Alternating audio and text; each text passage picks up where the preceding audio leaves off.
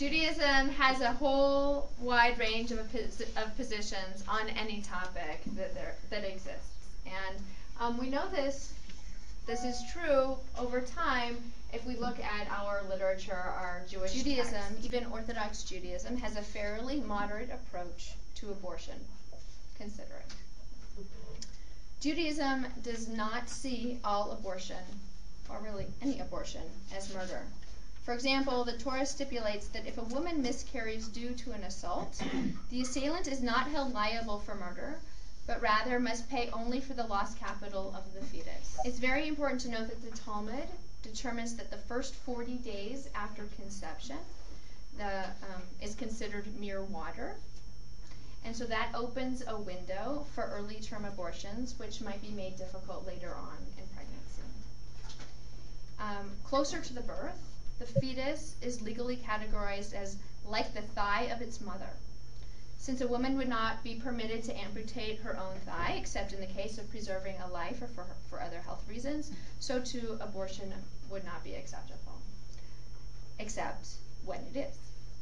And Jewish law actually requires abortion in some cases and permits it in others.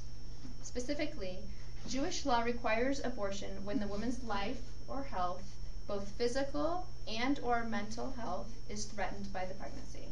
And Jewish law permits abortion when the risk to the woman's life or health, both physical and or mental, is greater than that of a normal pregnancy.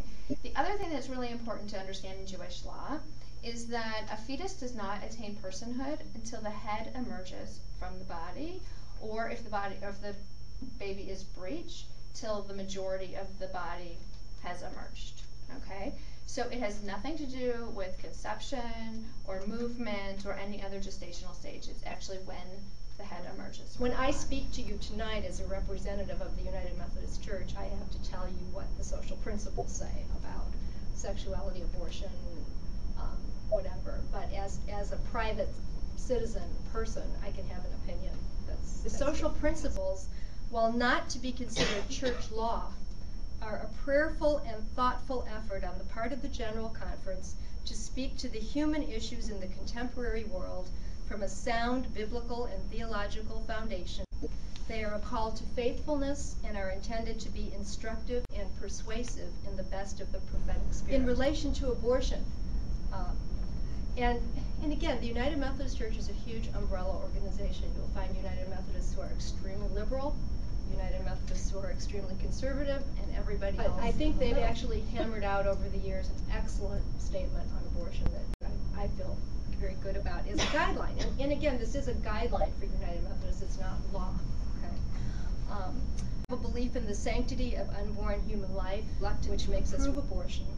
But we are equally bound to respect the sacredness of the life and well-being of the mother and the unborn child. We recognize tragic conflicts of life with life that may justify abortion, and in such cases we support the legal option of abortion under proper medical procedures.